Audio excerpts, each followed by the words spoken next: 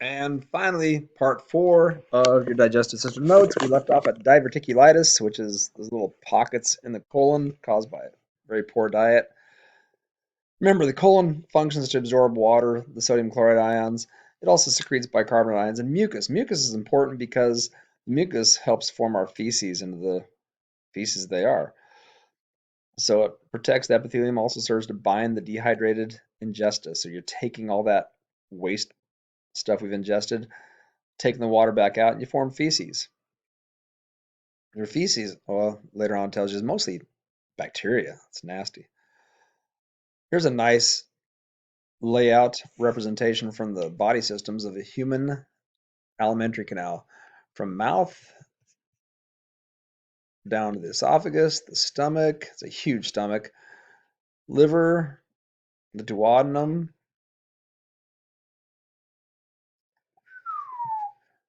jejunum, ileum. Ooh, ileocecal sphincter. There's a cecum down there, ascending transverse colon, descending colon, sigmoid colon, and rectum. Nice picture. So normal feces are roughly 75% water and 25% solids. The bulk of the solid poop is bacteria and undigested organic matter and fiber. A lot of bacteria in there, helping break that down, give us the vitamin K and biotin. We do have many different types of bacteria inhabiting our colon, and some produce methane, which will allow the flatulence to light on fire. Others produce CO2, like us. We give off CO2 as a waste product, which will put the flame out. Just in case you're curious, I'm trying to light your farts on fire.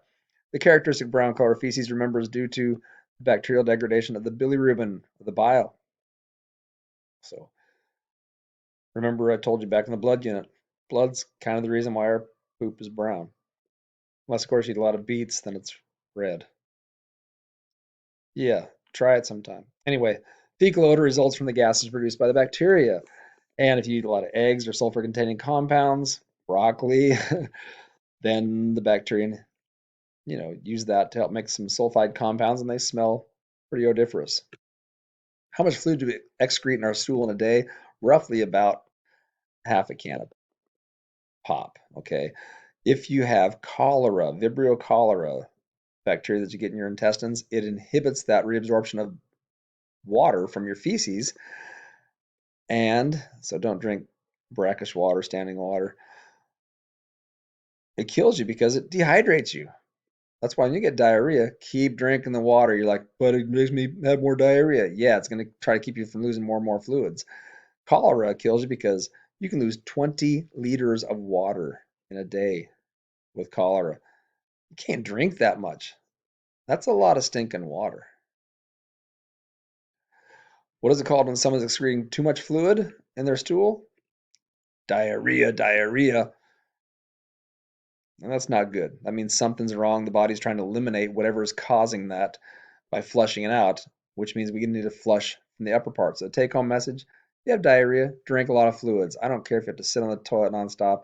Keep taking your fluids in. Get your electrolytes as well, because you can lose a lot of sodium chloride, potassium, other ions. How can diarrhea kill someone? 70. Okay, this guy presents basically dehydration. He's hypotensive, low blood pressure because he's dehydrated, and he's tachycardic. The heart is beating like crazy trying to get the blood pressure back up. Dehydration kills. Okay, a 68-year-old female, 68-year-old female, I cannot speak, with 5 months of progressive fatigue. She's got blood in her feces. Until proven otherwise, what do you think the most likely diagnosis is? Yeah, she probably has colon cancer. Adenocarcinoma of the colon is the third most common cancer among men and women in the U.S., behind lung and breast cancer, prostate for men, breast for women. It's the second leading cause of cancer deaths in the U.S. Get your colon checked. When you hit that big 50, you have to get it checked every few years or something like that. I don't know what it is. It's no fun. Risk factors for colon cancer. 90% of people are over the age of 50. That's why when you hit the big 50, get her checked. Some people have to get it checked earlier. Family history, inflammatory bowel disease, race. For some reason, the blacks have a higher incidence for mortality than colon cancer than others. Lifestyle.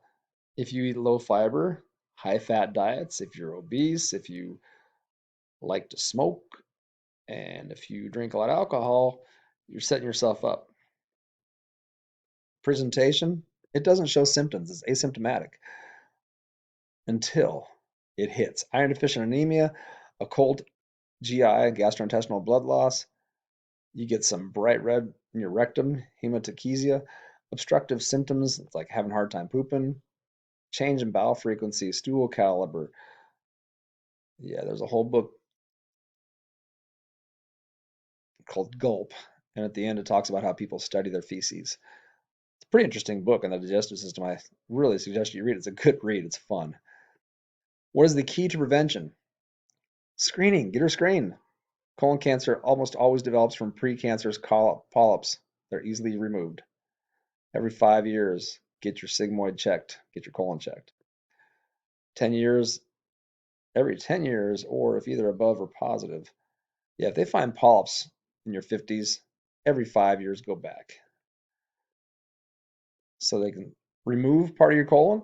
I have a friend who's had his body flushed out. His colon pretty much blew up and they removed part of it. He now has a bag sticking outside the body, which he empties. So he never has to use really toilet paper to wipe his butt with. He kind of wipes the portal there on his abdomen. Anyway, colostomy. The colostomy bag, like I was talking about, they cut that bad portion out. There's the bag. You just change those bags, click, click, done. Accessory organs. The pancreas, the liver, and the gallbladder are accessory. They don't come in direct contact with the food, but they do help digest. The pancreas, remember, has exocrine and endocrine functions. The pancreas, the bicarbonate is so important because as the pyloric sphincter opens up, the pancreas releases bicarbonate ions to neutralize that acid from the stomach chyme so you don't digest your duodenum. It produces lipase, amylase, and proteases, the trypsin, chymotrypsin, carboxypeptidase we talked about earlier. Endocrine functions, insulin, glucagon for blood sugar, somatostatin. Diabetes mellitus, your pancreas, if it gets overtaxed because you're drinking way too much of your Pepsi and Dr. Pepper and crap like that, or eating too much high fructose corn syrup, which is horrible, you're setting yourself up for diabetes mellitus. It also can be genetic. So the liver, again, cleans the blood, produces the bile. Liver lobules, cross section, you can see the lobes in the liver. There's a lobule, a lobe. Liver disease, again, cirrhosis of the liver is those lobules are getting damaged because of like smoking, alcohol, too much painkillers like NSAIDs. You get things that don't help. So a normal healthy liver cross section looks like that. You cut the falciform ligament out, you slice this up, you can fry her up, and with onions, it's good. Cirrhotic liver is damaged. That's nasty. So again, acetaminophen is an NSAID, and the liver has a hard time dealing with that. Alcohol, hepatitis B, hepatitis C viruses attack the liver. That's why they're called hepatitis, cause inflammation of the hepa liver. Okay, just fun stuff at the end. 85, what we considered overweight by the BMI, which is not perfectly accurate. I got friends who are super muscular and hardly any body fat, but based on their height and their weight, it looks like they're super obese because BMI is based on the like a type B person, not your type A, not your type C, just someone right in the middle, standard, doesn't weight lift, all that stuff. Anyway, you can see it progressing from 85 to 87, more states, 89, a lot more states, 91, 93, 95, Missouri, and our eastern half, 15, 19% of the population considered obese. Holy mackerel. By 1999, half of America, pretty much, mass wise, is 20% of us. All of a sudden, Louisiana kicks in, showing a fourth of people are obese. All that good old Cajun cooking. Man, it tastes good. Anyway, ooh, we're getting close to joining. Look at there. Indiana's up there. Mississippi. Wow. 2005.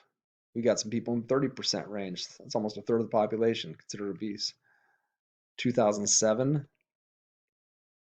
2014, 2014.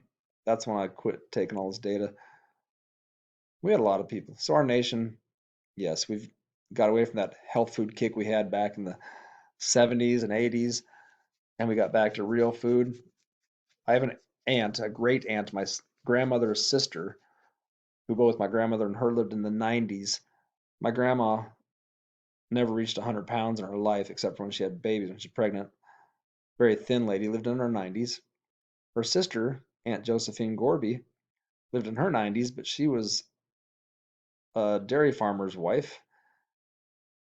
She was always a chubby woman. She always ate a lot of butter with her bread, but it wasn't this hydrogenated vegetable oil crap. So, you know, some body types are just designed to be big like that and doesn't affect the rest of their body. So, 60 million adults, holy mackerel, that's a lot of obesity. Does obesity matter? Yeah, it leads to heart disease, stroke, diabetes mellitus. My grandpa used to be obese. I never knew him obese because he developed diabetes mellitus and he controlled it by losing weight and exercising. And so my first 30 years of my life was his last 30 some odd years of his life. And he was always a thin man. Food suggestions. In the 40s, here's what they told you to eat every day. Kind of looks like what we eat every day here. Then in 55, they updated it. Then the old food pyramid, what I grew up with as a kid, we had the breads, the cereals, rice, pasta on the base, get a lot of those. Then fruits and a little bit of meats, kind of limit that stuff. I don't know about you, but I ate eggs every morning for breakfast. Anyway, the fats and oils used sparingly at top. Then in 2005, Harvard came up with a new food pyramid, which says, hey, get your pretty much equal amounts of like your milk, your grains, your veggies, your fruits. Meats and beans, don't eat those as much. Fats and oils, not much, but make them the good fats. They should be from fish, nuts, vegetable oils. So, and then 2008, here's the Harvard's food pyramid in 2008. It says limit the red meats sparingly, the all your pop, your sugar drinks, and all that stuff. On the base, they added diet, exercise, and weight control. Okay, that's really not food, but hey, they reminded us of that. Carbohydrates, they're our main source of energy. Glycemic index, good is those with whole foods, whole grains. Bad is the high processed garbage, that gummy white bread. Proteins, there's lean protein, there's fatty proteins. Fats, ooh, eat the good fats. The nuts, the fish down here. The fries, they taste good, but man, they fried and all that bad fats. Here's your BMI. I wouldn't put a whole lot of weight on this. I mean, controlling weight the wrong way, don't do crazy stuff like that. Don't do bulimia stuff. Don't do your fad diets, your caffeine. Exercise. Eat properly. Eat controlled portions. Okay. Eating a healthy plate. Here's the new healthy plate thing. It's nice. You can click on those websites. They're nice. The Harvard Education Healthy Plate is great. Body weight assessment. Anorexia nervosa, bad. Bulimia, gastric bypass. Basically cuts a bunch of your stomach off, bypasses it. The end.